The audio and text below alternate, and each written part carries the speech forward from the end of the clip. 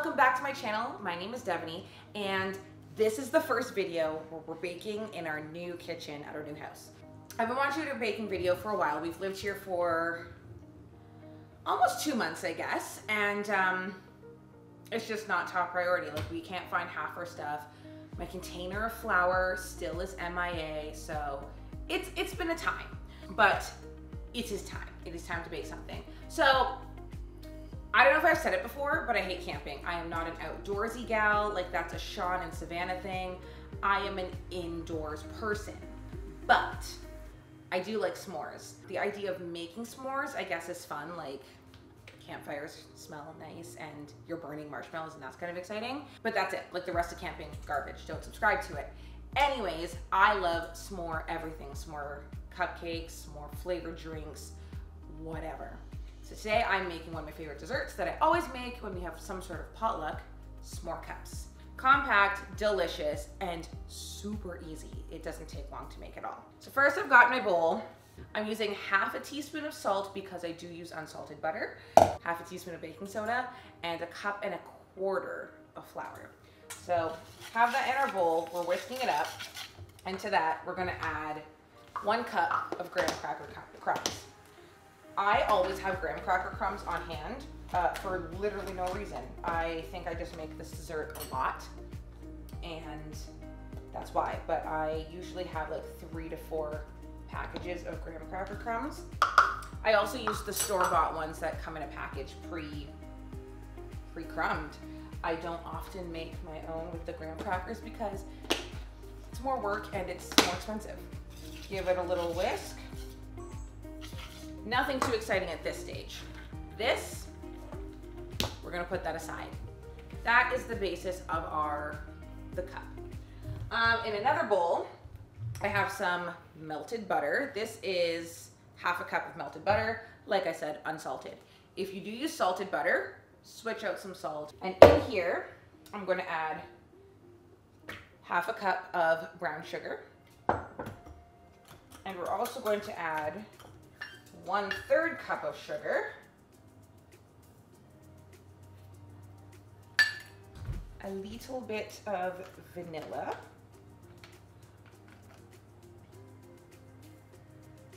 I'm sure there's an exact measurement to use, but as we all know, I've never measured vanilla. I use a hand mixer opposed to mixing by hand, just because it ends up being a smoother texture. Like, I'm sure you can mix by hand, but why make more work for yourself?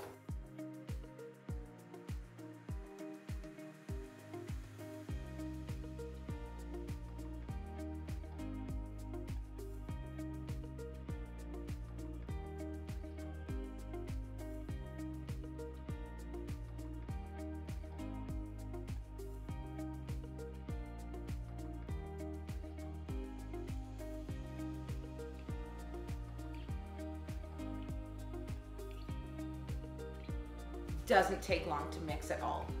Now we just combined our dry into our wet, and then you'll get like a really crumbly kind of texture. I like to do it in parts, like do half first and then the other half, just because I always make a mess.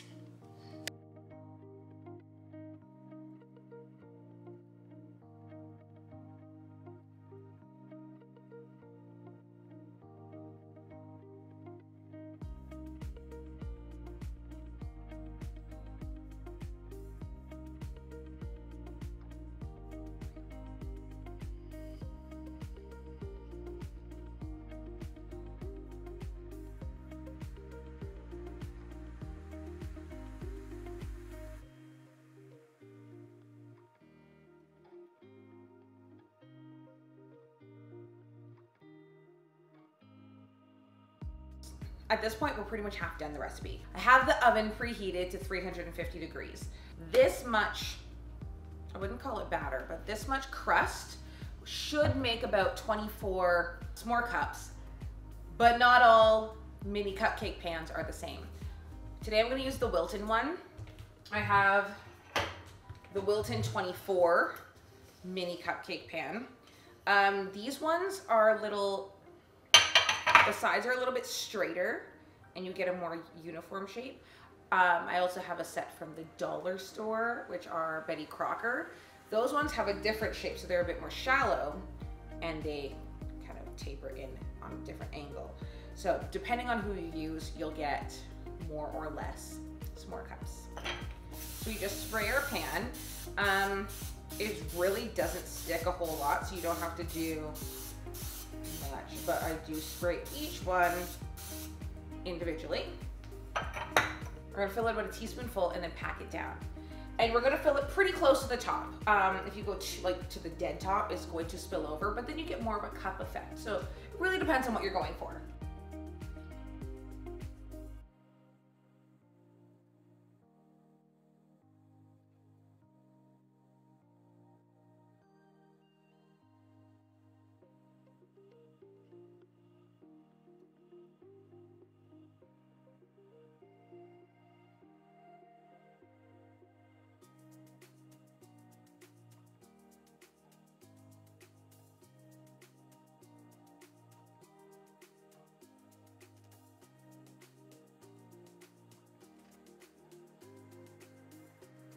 I tend to fill up all my cups first and then pat them down,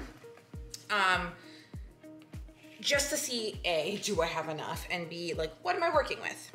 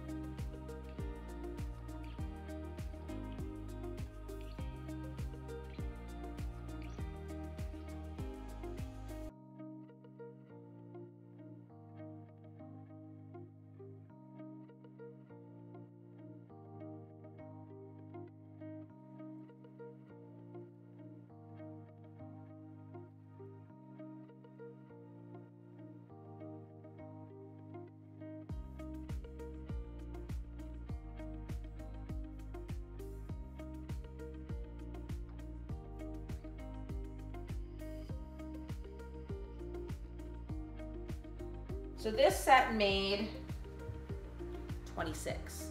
If you fill them right to the top, you get more of a dome shape.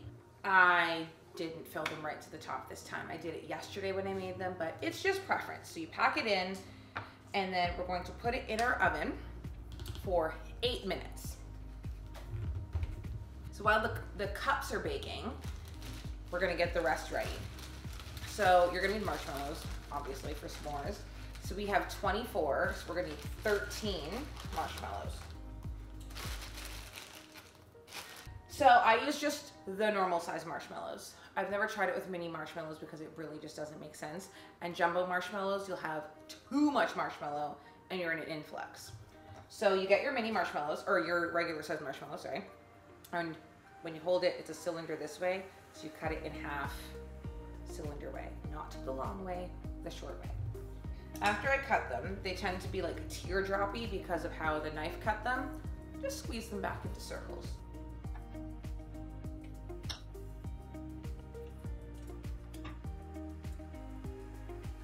So we have 26 there, and leave them cut side up. So the sticky side should be up. And then we just wait. So these are our cups. They're very, very light in color right now, and they totally don't look done, but they are. So I want to use like the teaspoon that you measure with because it's a bit rounder on the bottom. And we're just gonna make a little dent in all of our cups. I do this so quickly and haphazardly that it's not even in the slightest.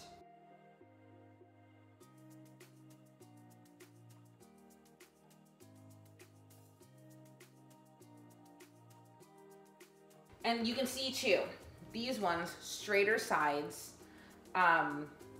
in the Wilton pan, straighter sides and longer, deeper.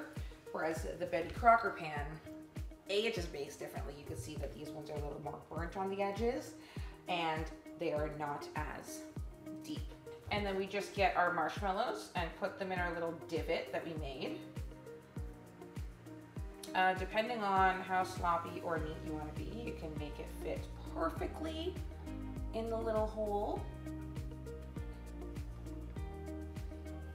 Or sometimes I just slap it on.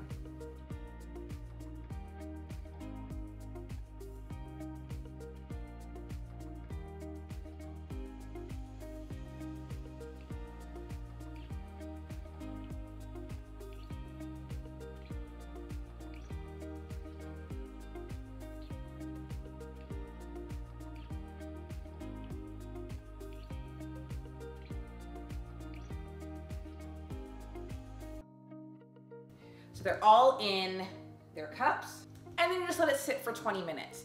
The marshmallow, the goopy side down. Oh, I don't think I mentioned that. So when you put your marshmallows in, like I said, sticky side up when they're sitting. When you put them in the cups, sticky side down. And so your non-cut side is facing up. Then you're gonna let it sit for 20 minutes. In that 20 minutes, it's gonna the marshmallow part's gonna kind of melt a bit. Your cups are gonna solidify, and then we can keep going. So while those are sitting for 20 minutes, I'm just gonna push this one down a bit more. You get your chocolate bar. You get whatever kind of chocolate bar you want. Because I was making this for a potluck, I didn't go all out with the fancy Swiss chocolate. I did just get, I don't know. It says it's Swiss chocolate. I don't even know where I bought it from, but it's not Lindt. And when you get them in the bar that's like this size, they usually come perforated in 24 pieces. Sometimes when you're feeling fancy, you can use your favorite chocolate bar. Sometimes I make these with Aero. Jersey milk is the best to make a s'more with, FYI. I just don't know where to get Jersey milk anymore. They used to have it at the dollar store and now I haven't seen it. But that one's usually the best. It does not come in 24 nice little slices. And so while that cools, we're just gonna cut our chocolate bar. Oh.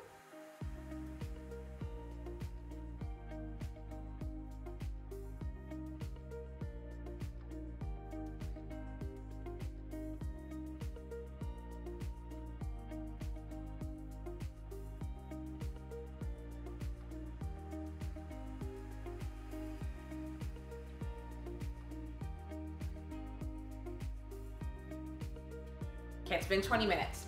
So, easy part. We're just going to put our chocolate pieces on top of the marshmallow.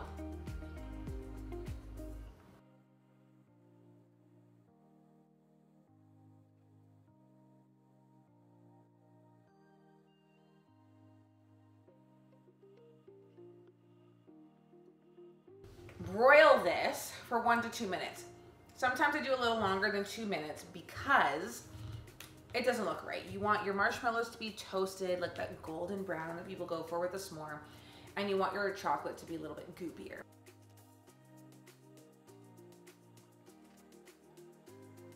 It is perfect. It is the perfect level of golden brown. Your chocolate's melted. I ended up broiling for about 4 minutes. New house, new appliances. We moved to an electric stove at the new house and it's been a learning curve. I've used gas stoves my whole life, but oh my gosh, these ones turned out even better than yesterday's. Like, these are perfect. Golden brown, toasty, and I told you, when we first took them out the oven before, they didn't look completely cooked, but now they're totally baked. So gonna let them cool for a couple seconds and then we'll try it. So they're done, they're cooled. So do you want to try one? Don't touch anything, they're hot. I will take one piece. You eat the whole thing. Oh. It is super good. These are best when they're just out of the oven because they're all goopy and delicious. You can put them in the microwave for a couple seconds if you want to eat them after, but yesterday when we ate them, it was like 4 hours later and they were still perfect. Was it good? Yeah. Great. I hope you like this video, and I hope you like this recipe when you try it out. Let me know in the comments if you do. Also, let me know what chocolate you use, because it does change the whole thing. And while you're at it, you can like and subscribe this video, and you can follow me on Instagram, where I post more stuff that I make. Until the next time, I will see you in the next video.